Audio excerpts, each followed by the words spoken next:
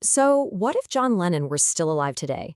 This explainer dives right into a powerful piece that imagines his voice and channels it to ask a really crucial question for our time. And this is the question, right? It's right at the heart of our source material. It's this idea of what would the musician, the activist, what would he have to say about our world, 44 years after his death? It really serves as a call for a voice of clarity in what, let's face it, many of us feel are some pretty confusing times. So, to really understand the present, the piece first takes us back in time. It contrasts two very distinct eras that were both defined by Lennon's own journey and his words. On one side, you have this soaring optimism of the 60s, a time when a message like all you need is love felt not just possible, but like a universal truth. And then, on the other side, you've got this growing disillusionment of the 70s, which is captured perfectly by Lennon's own words. Nobody told me there'd be days like these. These lyrics, they're from his song Nobody Told Me, but wow, they feel incredibly modern, don't they? It's a diagnosis of this feeling of disconnection, a sense of constant noise, but no real communication, endless activity, but no real progress. And this leads us to the core critique, the idea that we're living in what the source calls strange days, an era where we magnify these small, personal dramas, while at the same time we're trivializing massive, world-changing problems. Okay, but after painting this pretty bleak picture, the narrative does something really important. It pivots from critique to creation. It makes a sharp, hopeful turn. And here is that turning point.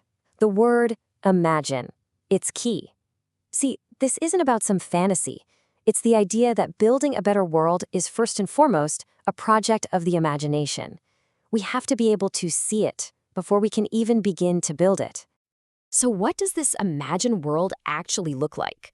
Well, the source doesn't just stay in the abstract. It lays out two very direct and, pretty radical ideas to tackle two of our biggest crises. The piece lays out these two provocative ideas, and it argues that the solutions to our biggest problems aren't necessarily complex, but they do require bold action. And the main point is, they are completely within our collective power to achieve. Okay, so the first idea, it focuses on the incredible utility of the hemp plant.